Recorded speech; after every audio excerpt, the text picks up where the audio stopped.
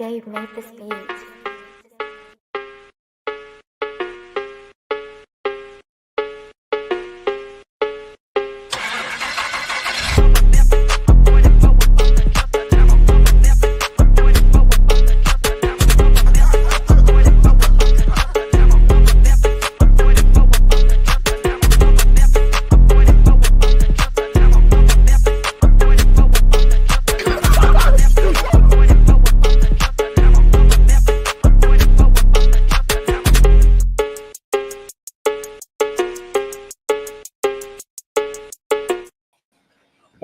Welcome to episode 278 of Say Like a Champion. It's your boy A-Dub. Hey, where's Trizzy? What's up, SLAC fam? Welcome back.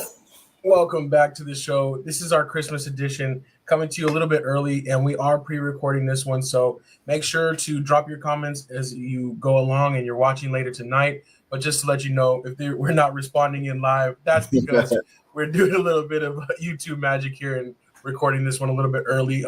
We definitely wanted to keep our streak going and also touch base on some of the stuff that happened this weekend and what to look forward to this week as we all are getting ready to settle in and celebrate Christmas. Strizzy, how are you feeling today?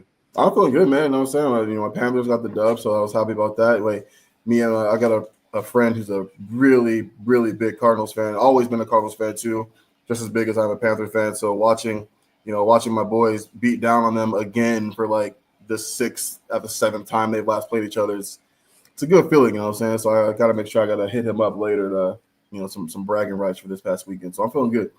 Absolutely, man. You got to take advantage of those bragging rights. Yeah. And, my boys actually came through with the win as well, which was in a little bit of surprising fashion, but they played really well. Yep. And they held on at the end there. So that was super dope.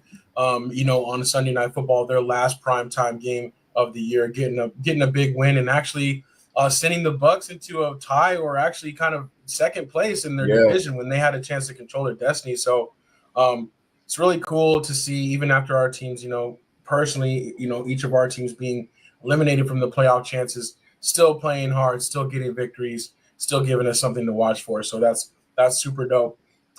Sliding right into the NFL, we had, some weird schedule games. We had some Saturday games. We have a weird schedule coming up this week with some games on a Wednesday, which you just generally don't see. I think outside of the COVID year, we never really saw teams play on a Wednesday. Yeah. But Christmas, the NFL trying to cash in on that Christmas money. They're trying to take away some of that Christmas game share from the NBA. You know what I'm saying? So we're going to see some of those games. So we'll be picking all of the games, including the Christmas Day games, in a little bit. But I did want to talk about the Falcons beating down the Giants. We kind of expected it, but the Falcons defense actually lending in a couple touchdowns and letting Michael Penix get settled in. The Kirk Cousins era is officially over. I think Penix played well and well enough to where I don't think that they're worried about him moving forward. But what did you think about the rookie's debut? Yeah, man, we talked about it, Secure the Bag, I think, on Thursday last week.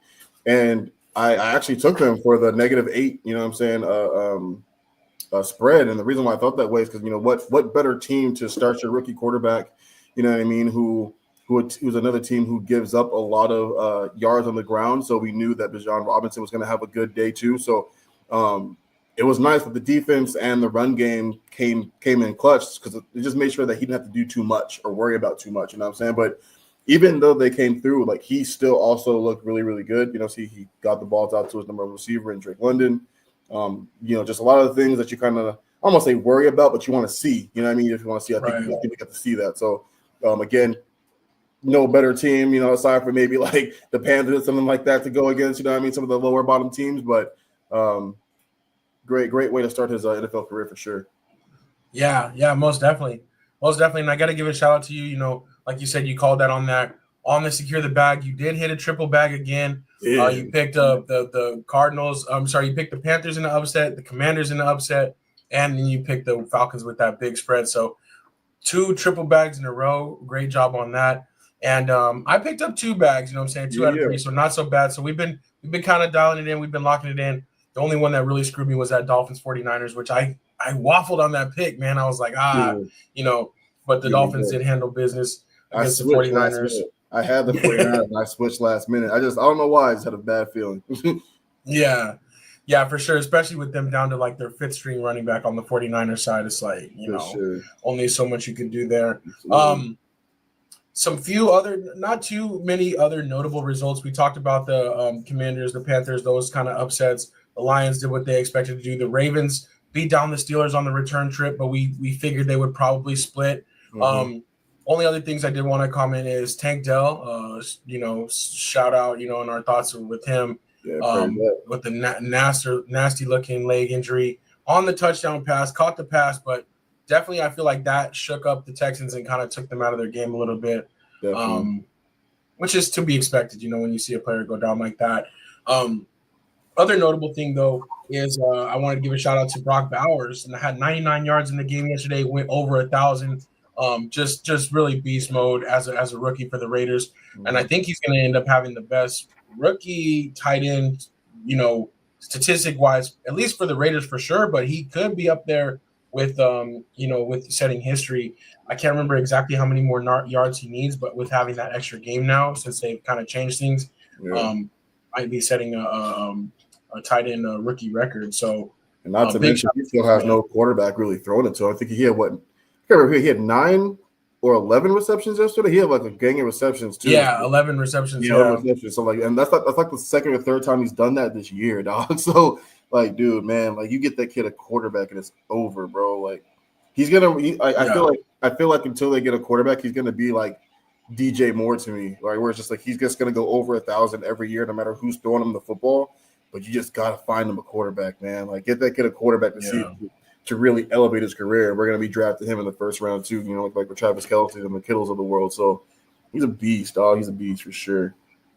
Yeah, most definitely he is. And Georgia definitely misses him, but you can see why he was so productive at the college level, man amongst boys. Looking at it really quickly, so he's at 1,067 yards. Mike Ditka set the record for rookie tight ends at 1,076 yards in less games played, but he's only 9 yards behind, and he still has 2 more games to play, so he's going to get that. Yeah. And then as far as the receptions, the previous total was 86 was the rookie record. He already has blasted past that. He has 101 receptions, which is pretty incredible. So that's impressive. Averaging 71 yards a game, and definitely doing his thing with, like you said, no quarterback. So got to give a shout out to Brock Bowers. Dang, 77 a game. Those are number one wide receiver numbers. That's crazy. Right, he's up there. For a while this season, he was up there with the wide receivers, but I mean, he's fallen back a little bit. But still, that's really really dope to see him do that. Especially because I remember even when he got drafted, we were worried about him going to Vegas and not having a quarterback to throw to, but that has not mattered at all. So he's 8th right now in receiving yards total. But obviously the number one tight end, he's not going to be able to compete with Jamar Chase and Justin Jefferson. They're way out there, but still he's up there with his, doing his thing. So that's what's up. Like you said, we will be making our picks for the NFL at the end of the show, but I do want to switch up to basketball a little bit. Another shout out, Wembanyama doing his thing the other night, scored 30 and had 10 blocks. He just continues to make history with these crazy stat lines because you normally don't see scorers be defenders.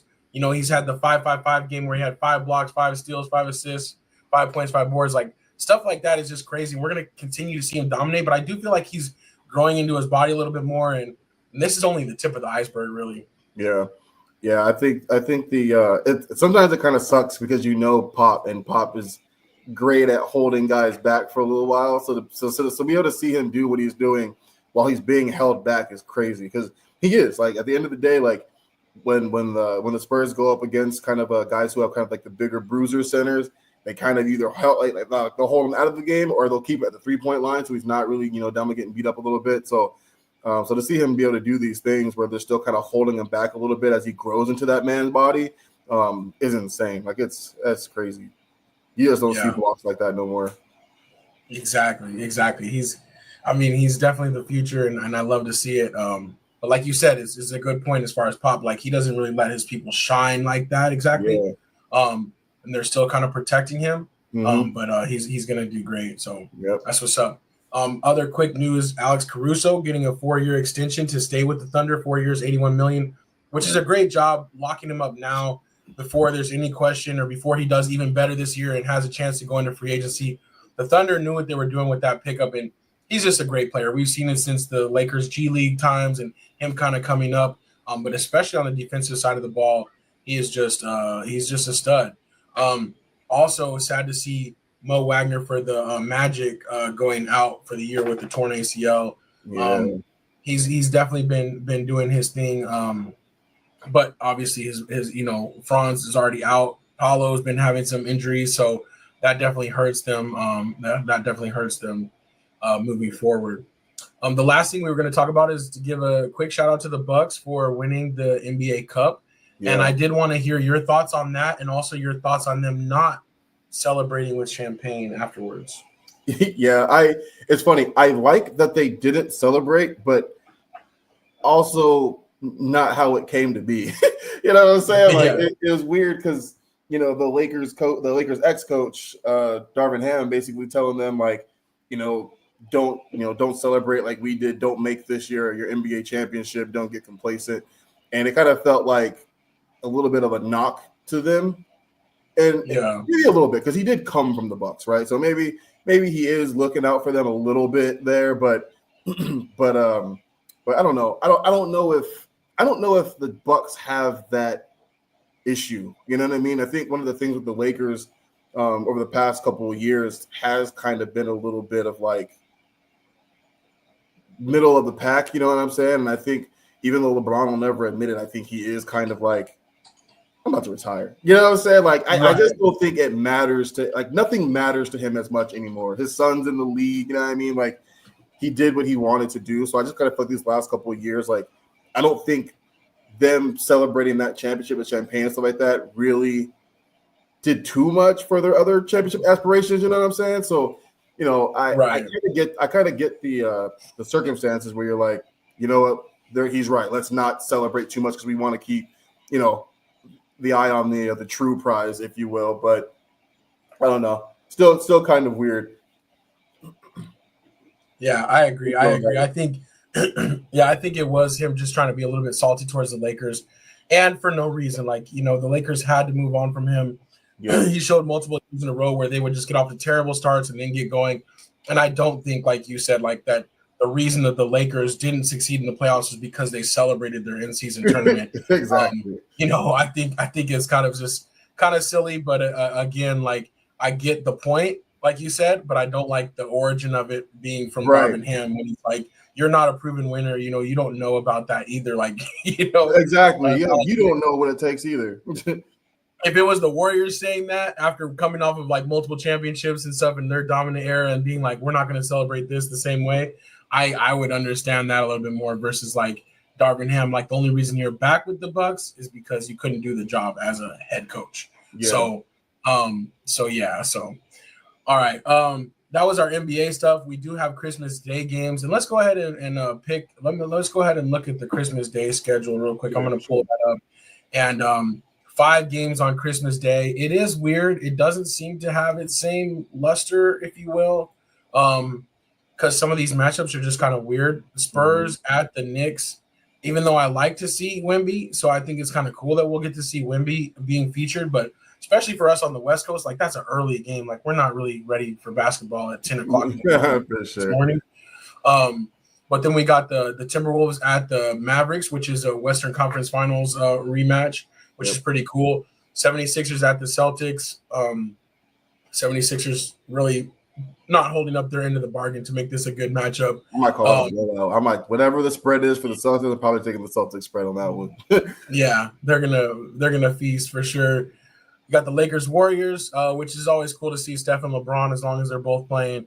And then you got the Nuggets Suns, which is kind of became a little bit of a rivalry, the Suns in 4 thing, and then the Nuggets kind of coming back on them and of course winning their championship. So out of these 5 games, which one is the best matchup in your opinion right now?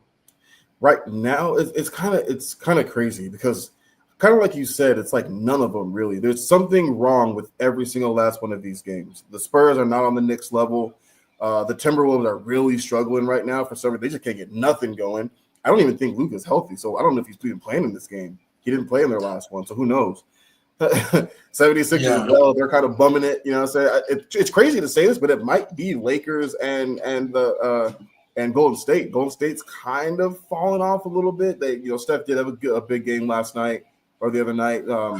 But I think as long as LeBron plays and Steph plays, that's probably the game of the night, honestly.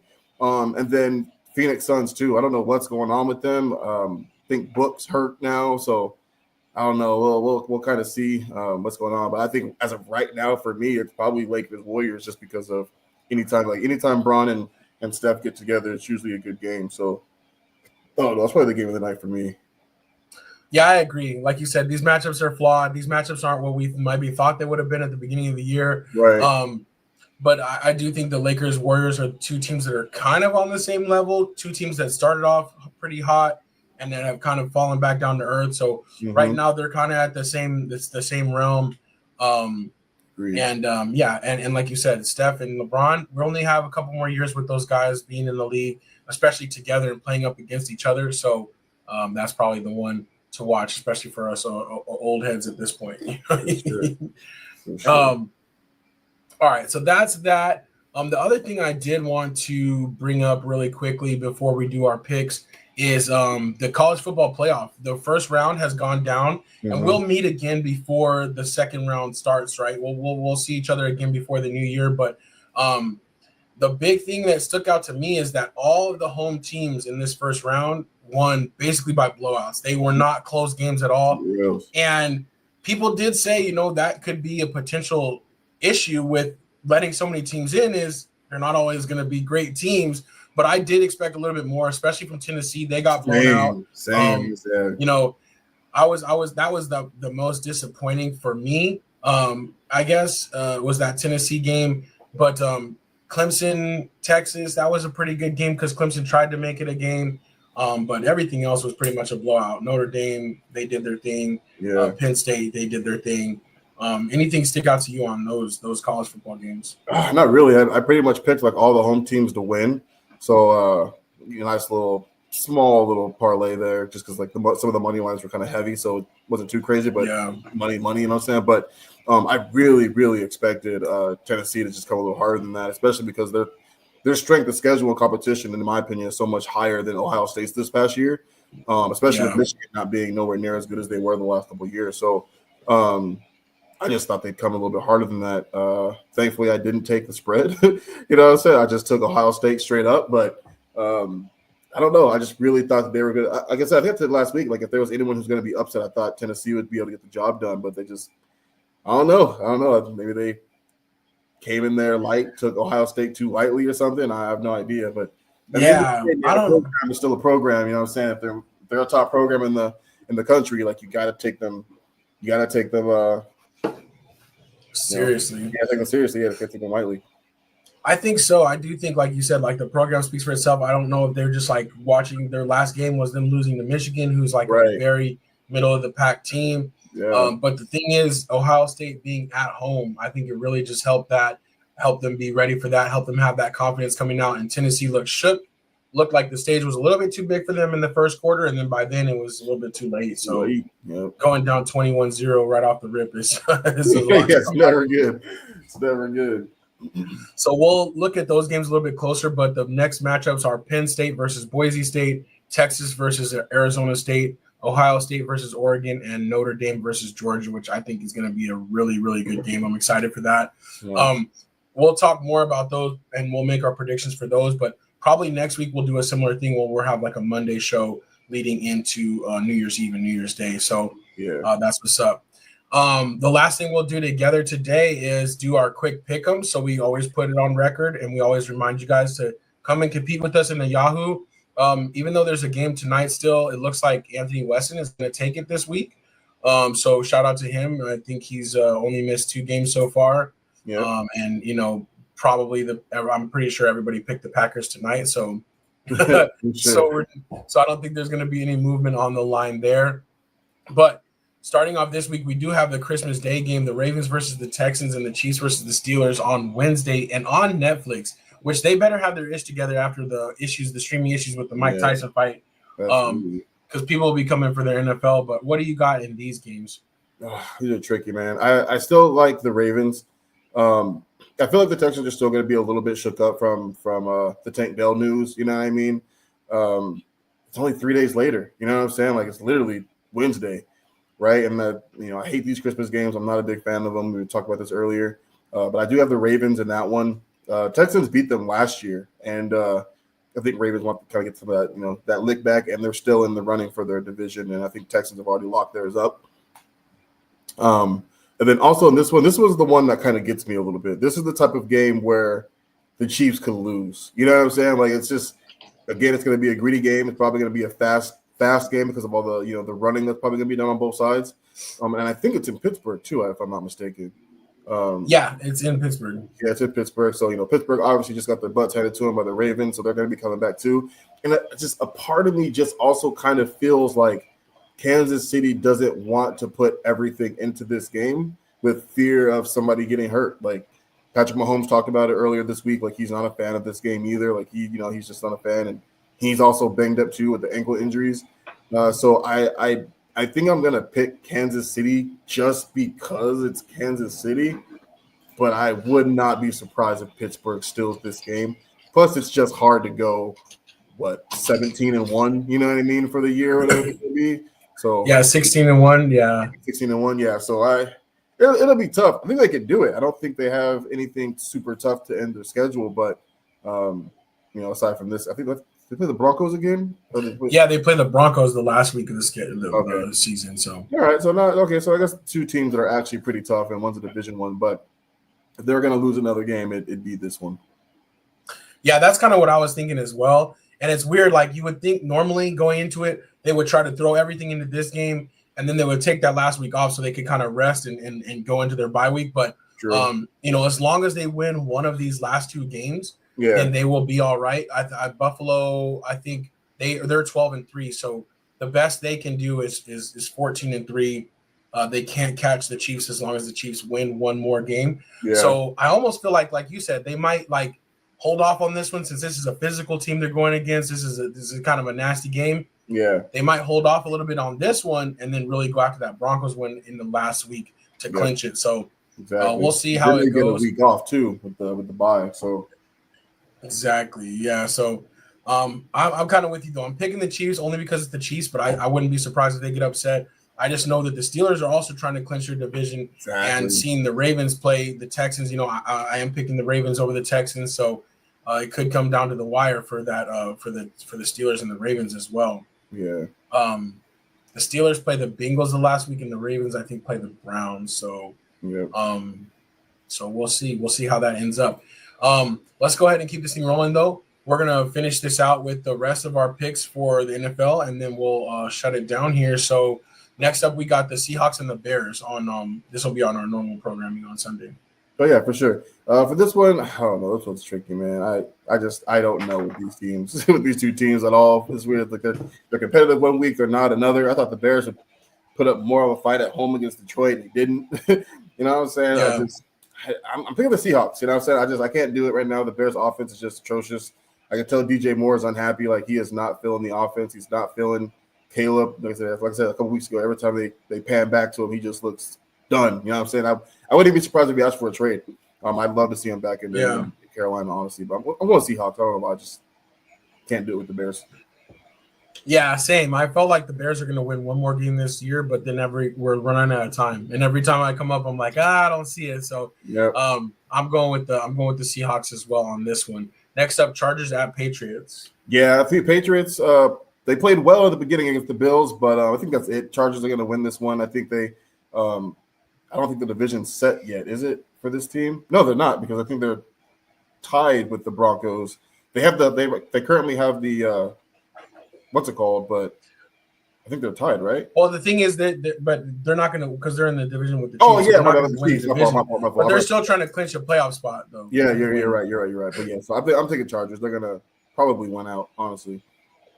Yeah, I got the Chargers as well. Patriots have been playing tough, hanging in there, but too much for them. Broncos, Bengals. Broncos are going to clinch with this one. It's going to kick the Bengals out. I think they wanted to clinch last week. They fell short with the Chargers. But I think the Broncos, somehow are going to win this game, and somehow Bengals will be done for the season. Bengals have to win out, and they need a lot of help to get into the playoffs, but I think Broncos win this one. Yeah, I'm just hoping for the Bengals don't get totally locked up with their defense because I'm going to need them for my fantasy. So, but I do think that the Broncos, they have more to play for. So I am going with the Broncos on this one on the road. Yeah. Next up, Cardinals at Rams. I'm going with the Rams, man. I don't know why the Cardinals started off kind of bad when they started getting good, and then started doing a little bit bad again. So, locked to get against the Patriots. The Patriots are a really bad team this year, and I don't know. I just for some reason this division in general is just really tough, and going with the home team in this one. Yeah, going with the Rams as well on that one. Sorry, Cardinals, but I do think that they'll be a little bit deflated after being out last week. Next up, Cowboys at Eagles, and the Eagles will be most likely starting Kenny Pickett. Yeah, that's rough. I think I'm going with the Cowboys. I know they're officially eliminated for the playoffs, but what better way to help take the conference away from the Eagles? You know what I mean? They're still in that running for the number 1 seed, and if they lose one more game, it's a wrap. So I think I'm going with the Cowboys in this one. I think they get a dub. They played well. I'm going with the Cowboys as well. Yeah, they've been playing really well. Surprisingly, they've been kind of galvanized, and they always end up splitting with the Eagles. They always upset the Eagles, like even when they're not supposed to. Yeah. So I do think I'm going with the Cowboys in this one. Next up, Panthers at Bucks, another division game. Yeah, I think I'm thinking of the Bucks in this one. They're still in the running for the division, and they need this win, and it's in Tampa. So I love the Panthers getting the dub against the Cardinals this past weekend, but I don't know. I'm probably going to go with the Bucks this time. Yeah, I'm going with the Bucks as well. Even though, like right now, based on last week, I would think Panthers, but I feel like the Bucks, they're going to be really disappointed in that result against the Cowboys, and they're going to have a little bit of extra time to get some things together. So I'm going with the Bucks as well. Put your money on Mike Evans. He hasn't had a huge game, but he kills us every time he plays us. So true, Mike Evans, and he's still going for that 1,000 yards. So yeah. Jets at Bills. Oh, Bills smash. That's nothing else to say. I think they kill him. Yeah, and especially because the Bills were like kind of sleepwalking a little bit against the Patriots. They're not going to let that happen against the Jets. Yep, so they really were. Colts at Giants. I'm going with the Colts, man. They're trying to get into the playoffs too. They have to win out. I know they hold the tiebreaker over the Bengals right now, and they played really well this past weekend. So they can continue playing the way they played last week, and before that too. They have a chance of getting in. So I'm going with the Colts. Yeah, I'm going with the Colts as well. Anthony Richardson's been doing a lot better since the benching, and they have a solid team. Then the Giants suck. So yeah. Raiders at Saints. This one's tricky too. Saints aren't very good either, and I think the running back, I think he sat out this past last week. I think sitting out tonight, Kamara. Yeah. So I think I'm going with the Raiders, man. Like I think Antonio Pierce is going to come up as the coach who's trying to not lose these last couple of games. I think he actually wants to win and try to save his coaching job. You know what I mean? So I think the Raiders get the dub this week, upcoming week too. Yeah, I like the Raiders as well. I think the Saints are pretty bad, and the Raiders are kind of putting it together a little bit. And they don't really need to be in that running because I think the only one is the Giants in front of them, and Shador doesn't want to play for them, so they're all right. Yeah. Next up, Titans at Jaguars. I feel good with the Titans as well. I thought the Jaguars would play a little bit better against the Raiders this past weekend, and they did not. So I just think they're just overall bad. And the Titans, like I said, they're in the running for that final spot too in the AFC in that 3-way tie between, I think it's them, the Dolphins, the Colts, and they all won this past week. So every single one, so they're all still in the running. So they have just more to play for than the Jaguars. Yeah. Titans are playing pretty good, and Mason Rudolph kind of brought them the stability they needed. Mm-hmm. So, I definitely go with the Titans in that one. Next up, the Dolphins at the Browns. Yeah, same thing. Again, Dolphins bottom. They need this win, and they're down to the Browns are down to their third-string quarterback, and he did not play. He talked a lot of hoorah before the game, and it did not work out. They got their butts beat this past weekend, so I'm going with the Dolphins. Yeah, I'm going with the Dolphins as well. They're playing better. Packers at Vikings, a tough division game. No, this one is tricky, man. I think Vikings won the last game. No, I think they won the last time they played, if I'm not mistaken. And kind of it's like Vikings have to win for the conference, but I don't know. This is a toss up. I think I'm leaning Vikings right now because they're at home. They might get the sweep this year, but that could change. We'll see. See how the Packers play tonight. Yeah. Right, exactly. I was gonna say it's hard because we're doing this so early. I'm going with the Vikings, especially because if the Packers play well and win tonight, they're clinched into the playoffs, and they don't really have a realistic shot at winning their division. But if they're in the playoffs, they're not. This game is not as much important to them as versus the Vikings, who could be in line for the division or even the number one seed in the conference. So I'm going with the Vikings in this one. Next up, we got the Falcons at the Commanders. Oh man, this one's hard too because two rookies are going to be playing in this one. I think the Commanders have already locked up their playoff spot, I think. And if they have, I'm going for the Falcons. I think the Falcons will win this one. I think Pennick will continue to show that he's, that guy moving forward. And the Falcons will be able, like you said, to move on from fucking Kirk or whatever his name is. Yeah. Kirk Cousins, yeah. Kirk Cousins, Kirk Cousins, yeah. But I want Falcons, I think, in this one. This one's a toss-up to me. I don't know. I think I'm leaning Commanders just because they're at home. But, it's going to be interesting to see how they play because they did launch or clinch their playoff spot. So we'll see how that plays out. But I'm leaning Commanders, but I might switch up on this one. But we'll see.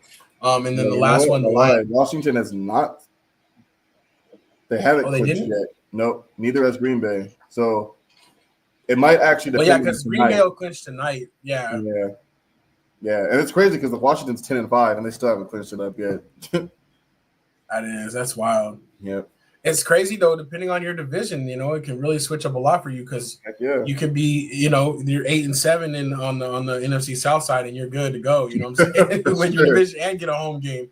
So, but last up, the Lions at the 49ers. Oh, Lions roll. I think the 49ers have done. They've checked out. They're not playing for anything.